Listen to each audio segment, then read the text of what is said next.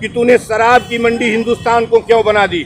गलियों में और सड़कों के किनारे कदम कदम पर शराब, मॉडल की मदिरा शॉप क्यों खोल दी। और जब मॉडल की मदिरा शॉप खोलोगे तो बेटी बहन की इज्जत कैसे बचेगी।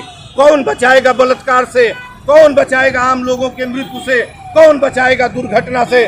मैंने कहा इन दुकानों को बंद कर दो, अपनी इन दुकानों को, और या तो इनको दुग्ध के साथ में बदल दो। मजदूर को 250 ग्राम प्रत्येक दिन, शहरी मजदूर को जो काम करते करते दिन भर जिसके फेफड़े बेदम हो जाते हैं, जिसकी अतड़ियाँ सूख जाती है, उनको 1 पाव मिल्क दो। मिल्क अपनी दुकान पर, अपने शॉप के ऊपर। शराब को, हिंदुस्तान को शराब का मुल्क बनाओगे। किस जल्लाद ने हिंदुस्तान को शराब का मुल्क बना दिया। कोई जवाब क्यों नहीं देता है, और यदि गलती है तो मुझे हवालात में क्यों नहीं ले जाता है बेईमान। नमस्कार, गोरखपुर फर्स्ट देख रहे हैं आप, और इस समय हम गोरखपुर के भगत सिंह चौराहे पे खड़े हैं, जिसे बेतिया आता चौराहा के नाम से भी जाना जाता है। और पूर्वांचल के गांधी कहे जाने वाले डॉक्टर संपूर्णानंद मल्ल जी यहाँ आपको दिख रहे होंगे। आज इनका फिर एक बार सत्याग्रह शुरू है। यहाँ हम जानेंगे कि ये किस विषय को लेकर के यहाँ पे आज इनका सत्याग्रह चल रहा है। आज किस तरह का जो है धरना प्रदर्शन कर रहे हैं? यह आज मुझे ज्ञापन देना है। आज महान क्रांतिकारी और हिंदुस्तान, जिसे मैं हिंदुस्तान कहता हूं, भगत सिंह का आज जन्म दिवस है। और भगत सिंह का जन्म दिवस 2 दिन पड़ता है। गूगल और जो अनऑफिशियल रिकॉर्ड है उसमें 27 सितंबर भी है, और जो ऑफिशियल जो बुक्स हैं हिस्ट्रीज की और जो रिसर्चर्स हैं उनके हिसाब से आज 28 है। तो आज भगत सिंह के जन्मोत्सव के अवसर पर आज यहाँ मैं एक ज्ञापन कमिश्नर को दूंगा, जो कमिश्नर साहब के थ्रू ज्ञापन माननीय प्रेसिडेंट को जाएगा। किस विषय को लेकर के है ये विषय गरीबी और महंगाई को लेके है। आज मेरा यही कहना है, मैंने इसके पहले 100 पत्रक दिया है, और 2 पत्रकों का केवल रिसीविंग आई है हमारे पास। वो भी जो है जंतर मंतर पर 21 मई को मैं लेटर इनको दिया था, इसी संदर्भ में जब बेटियों के आंदोलन के लिए गया था। और उसके बाद जितने ज्ञापन गए हैं, किसी ज्ञापन का इन्होंने जवाब नहीं दिया। एक ज्ञापन है महंगाई को लेके। मैं ये कहने की कोशिश करता हूँ कि आप बताइए कि कोई व्यक्ति, इंसान या कोई व्यक्ति जिसमें प्राण है, क्या वो चावल, दाल, आटा, गेहूँ और जो आपका तेल, दवा, हवा, पानी पर कर लगा सकता है क्या? ये व्यक्ति का जीवन है, और जब तुम जीवन पर कर लगा दोगे तो इंसान जीवित कैसे रहेगा, मेरा एक सवाल है। और कॉन्स्टिट्यूशन इस बात की व्यवस्था करता है, आर्टिकल 21 इस बात की व्यवस्था है कि जीवन हमारा मौलिक अधिकार है, आप छीन नहीं सकते हैं। और जब तुम खाने के ऊपर टैक्स लगा दोगे, खाने के अनाज के ऊपर, चावल, दाल, राशन, पानी, दवा, सबके ऊपर टैक्स लगाओगे तो मनुष्यता बचेगी कैसे? कौन बचाएगा इस मनुष्यता को? और कौन व्यक्ति है जो खाने के सामान पर कर लगाता है? ऐसी जालिम और जाहिल सरकार को मैं 1 मिनट भी बर्दाश्त करने के मैं 1 मिनट भी बर्दाश्त इनको नहीं कर सकता। इनकी हुकूमत को मैं ज्ञापन दे रहा हूं, और आज का ज्ञापन नहीं, कल ही ज्ञापन पार्लियामेंट के सामने होना था। आपको भी पता है, मैंने लगाया भी था। दिल्ली की डीसीपी दिल्ली ने बैन किया, उसके पहले मैं लिख दिया था कि मैं वहाँ न करके आंदोलन, अभी इनको एक मौका और देता हूँ। जिस दिन दिल्ली चलूँगा, सदन के सामने इनकी हुकूमत को ऐसी की तैसी कर दूँगा, इनके मनमाना आदेशों को फाड़ दूँगा सदन के सामने पूरी तरीके से। जिस तरीके से गांधी ने नमक सत्याग्रह कर नमक कानून को तोड़ा था, उसी तरीके से इनके पूरे मनमाने आदेश को ध्वस्त कर दूँगा। किस बेईमान ने, किस क्रिमिनल ने खाने पीने के सामान पर टैक्स लगा दिया हमें? आप किससे पूछूं कि किस बेईमान ने टैक्स किससे पूछकर लगाया? क्या 545 सांसदों और विधायकों ने कहा कि टैक्स लगा दो? क्या अपर हाउस के 243 विधायकों और सांसदों ने कहा कि तुम टैक्स लगा दो? क्या 142 करोड़ लोगों में से किसी ने कहा कि तुम हमारे पेट की अतड़ियाँ खरीद लो, खींच लो? किसके कहने पर इसने टैक्स लगाया? किसके कहने पर इस जालिम हुकूमत ने टैक्स लगा दिया?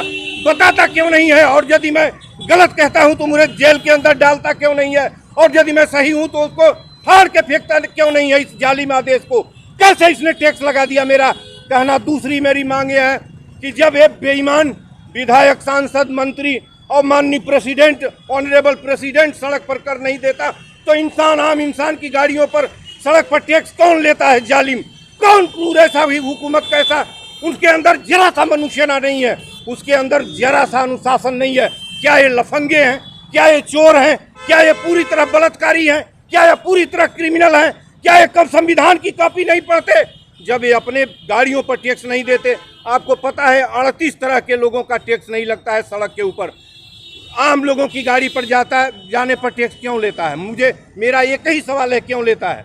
ये कहाँ राइट टू इक्विलिटी का कहाँ फॉलो अप है? आप हमें बताइए, राइट टू इक्विलिटी कहाँ सुरक्षित रह गई है? राइट टू इक्विलिटी हमारी यह है 14 से 18 है, कहीं भी उसमें वीआईपी आधार पर, कहीं भी उसमें सांसद को प्रेसिडेंट के लिए शब्द उल्लेख नहीं है कि ये जाएंगे तो सड़क पर टैक्स नहीं देंगे, और घुरहू प्रसाद किसान और मजदूर की गाड़ी और किसी की गाड़ी जाएगी तो टैक्स लगेगा।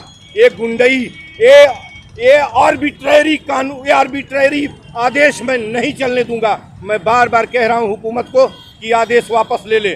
फिर एक मौका इनको देता हूं, इनके सदन के सामने इनके आदेशों को फाड़ दूंगा। मेरी अगली मांगे है कि प्रत्येक वृद्ध को, जिसकी 60 साल की अवस्था हो गई है, जिसके पास जीने का कोई सहारा नहीं है, जो भूमिहीन है, उसे 3000 का पेंशन दिया जाए, उसे 3000 का पेंशन दें, क्योंकि जीवन उसका मौलिक अधिकार है। और पैसे और दाने के अभाव में, सामान के अभाव में जाइए, आप देख लीजिए गरीब वृद्ध प्राण खत्म हो जा रहा है, उसका जीवन का कोई सहारा नहीं है। और तुम दोगे क्यों नहीं? तुम हमारी प्रत्येक चीज़ों पर टैक्स लेते हो, और जब तुम जब अपने लिए पेंशन की व्यवस्था किए हो तो गरीबों को पेंशन क्यों नहीं जाएगा? चौथी मांग, मेरी अगली मांग ये है कि तूने शराब की मंडी हिंदुस्तान को क्यों बना दी? गलियों में और सड़कों के किनारे कदम कदम पर शराब, मॉडल की मदिरा शॉप क्यों खोल दी? और जब मॉडल की मदिरा शॉप खोलोगे तो बेटी बहन की इज्जत कैसे बचेगी? कौन बचाएगा बलात्कार से? कौन बचाएगा आम लोगों के मृत्यु से? कौन बचाएगा दुर्घटना से? मैंने कहा इन दुकानों को बंद कर दो, अपनी इन दुकानों को, और या तो इनको दुग्ध के साथ में बदल दो। मजदूर को 250 ग्राम प्रत्येक दिन, शहरी मजदूर को जो काम करते करते दिन भर जिसके फेफड़े बेदम हो जाते हैं, जिसकी हथेलियां सूख जाती हैं, उनको 1 पाव मिल्क दो। मिल्क अपनी दुकान पर, अपने शॉप के ऊपर। शराब को, हिंदुस्तान को शराब का मुल्क बनाओगे? किस जल्लाद ने हिंदुस्तान को शराब का मुल्क बना दिया? कोई जवाब क्यों नहीं देता है? और यदि गलती है तो मुझे हवालात में क्यों नहीं ले जाता है बेईमान? किसने बना दिया? अब मेरी अगली मांग ये थी कि प्रत्येक पत्रकार और वकील को, प्रत्येक पत्रकार वकील को जिसकी उम्र 65 वर्ष पूरी हो गई है या पहले जवानी में मरता है, उसको उतना ही पेंशन दो जितना तुम बेईमानों अपने लिए व्यवस्था किए हो। तुम्हारे लिए पेंशन की व्यवस्था होगी, और डेमोक्रेसी के तीसरा पिलर जमीन पर गिरा रहेगा। डेमोक्रेसी का चौथा पिलर, जिसको कॉन्स्टिट्यूशनल तवज्जो नहीं मिली है, वो जमीन पर गिरा रहेगा। पत्रकार ऐसे ही यूं ही घूमता रहेगा, जवानी में मर गया तो उसके बच्चे कटोरा लेकर भीख मांगते हैं। अब तुम बेईमानों की 7 पीढ़ियां खाने के लिए आज़ाद है, क्यों नहीं उनको पेंशन देते हो?